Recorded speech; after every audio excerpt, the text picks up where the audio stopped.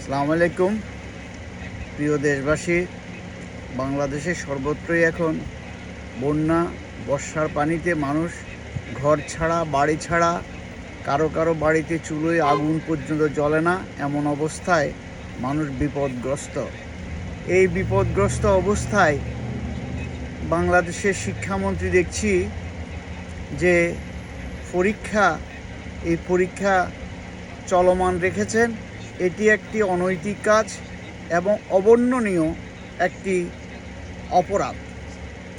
মানুষের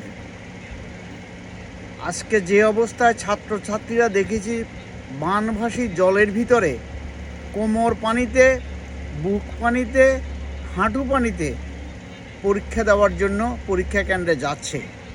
এটি নির্মমতা, এটি মানবতা নয়। এই মানবতা আমি জানি না কেমন করে শিক্ষামন্ত্রী এ ধরনের ব্যবস্থা নিলেন। পরীক্ষা 2-4 দিন পরে নিলে কি কোনো সমস্যা আছে? এত কঠোরতা, মানুষের চোখে ধুলো দিয়ে নিজেদেরকে পপুলার করার জন্য এত ভালো ব্যবস্থা করেন না। আমি এই শিক্ষামন্ত্রীকে জানি, চিনি। তিনি নিউ ইয়র্কে থাকতেন, ট্যাক্সি চালাতেন এবং এইভাবেই বিভিন্ন প্রকার এই আমেরিকার বিভিন্ন জায়গায় বিএনপির কমিটি দেওয়ার ব্যাপারে বিভিন্ন জন থেকে নানাভাবে উপটোকন গ্রহণ করে নিজেকে এখানে নেতা সাজিয়েছেন। আমি জানি না তার শুধু নকল বন্ধ করে দেওয়া এবং পরীক্ষা কন্টিনিউ করা শিক্ষা ব্যবস্থার মান উন্নয়ন নয়। আমি আশা করব এহসানুল হক মিলনকে আপনি যে আচরণগুলি বাংলাদেশের মানুষের সাথে, বাংলাদেশের পরীক্ষার্থীদের সাথে এই মুহূর্তে করছেন তা একটি অবর্ণনীয় কাজ। আপনার চারিত্রিক বৈশিষ্ট্য আর কেউ না জানুক। আমরা যারা আমেরিকায় বসবাস করি, আমরা যারা নিউ ইয়র্কে, Pennsylvania, new jersey, Delaware, Maryland বিভিন্ন জায়গায় থাকি, আপনার চারিত্রিক বৈশিষ্ট্য সম্পর্কে আমরা খুবই অবগত। আপনি নিজেকে যত ফেরেশতা মনে করেন, ফেরেশতার মতো কথা বলেন এবং যেটা বলছেন যে আমার স্বপ্ন বাংলাদেশের শিক্ষা ব্যবস্থাকে উন্নত করা। How is it possible? শিক্ষা ব্যবস্থার মান উন্নয়ন করা শুধু পরীক্ষাকে কঠোর করে দেওয়া, নকল বন্ধ করে দেওয়া শুধু কাজ নয়, এটি মান উন্নয়নের একটি মাত্র অংশ।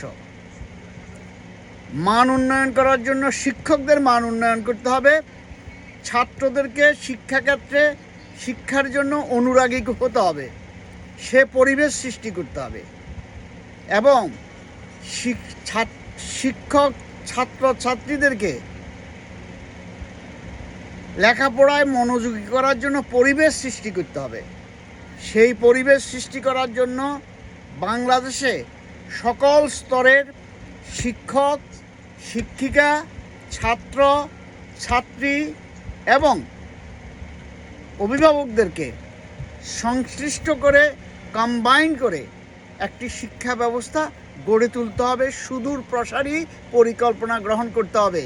আপনি কালকে ক্ষমতায় এসে আজকে শিক্ষার মানকে একদম পর্বতের চূড়ায় নিয়ে যাবেন, এটি সম্ভব নয়। এগুলি কল্পনা, এগুলি মানুষের চোখে ধুলো দেওয়া এবং পরীক্ষাকে কঠোর করে দেওয়া। আমি যতটুকু জানি বাংলাদেশে কয়েকটি সাবজেক্টে, কয়েকটি বিষয়ে এমনভাবে প্রশ্নপত্র করা হয়েছে যা কঠিন। যিনারা বা যারা প্রশ্নপত্র তৈরি করেছেন তাদেরকেও যদি পরীক্ষার হলে এই পরীক্ষা দেওয়ার জন্য বসিয়ে দেওয়া হয়, তারা ওই প্রশ্নের উত্তর অনেকেই দিতে পারবেন না। এটি বাংলাদেশের অনেক শিক্ষকের মন্তব্য।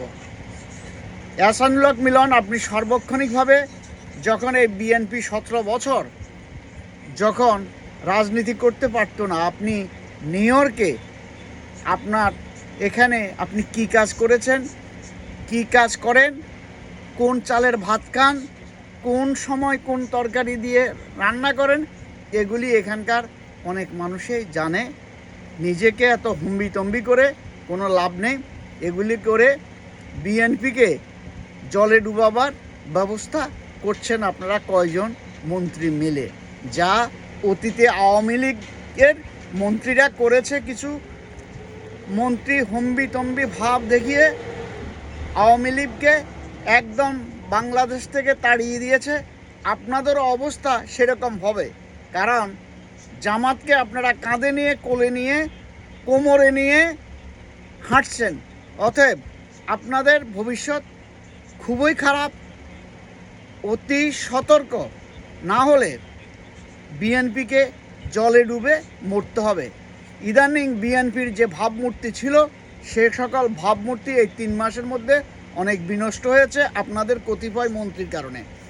আশা করি আপনারা সতর্ক হবেন এবং দেশ পরিচালনার কাজে, রাষ্ট্র পরিচালনার কাজে, শিক্ষাকে উন্নত করার জন্য সর্বস্তরের শিক্ষক, ছাত্র, বুদ্ধিজীবী সকলের মতামতের প্রেক্ষিতে একটি শিক্ষা ব্যবস্থা গড়ে তুলেন সুদূর প্রসারী, যা আপনি 5 বছরে পারবেন না। আপনাকে দীর্ঘমেয়াদী একটি পরিকল্পনা নিতে হবে বুদ্ধিজীবী শিক্ষকদের সমন্বয়ে। আপনি যেভাবে অতীতে হেলিকপ্টার দিয়ে নকল বন্ধ করেছেন, নকল বন্ধ করা পরীক্ষার মান উন্নয়ন নয়। নকল বন্ধ পরীক্ষা মান উন্নয়নের একটি পদক্ষেপ হতে পারে, বাট এটি সার্বিকভাবে শিক্ষা ব্যবস্থার উন্নয়নে কাজে আসবে না। শিক্ষা ব্যবস্থার উন্নয়নের কাজের জন্য ছাত্রদেরকে শিক্ষাঙ্গনে আসা এবং পড়ার জন্য মনোযোগ আকৃষ্ট করতে হবে। ধন্যবাদ সবাইকে। আসসালামু আলাইকুম।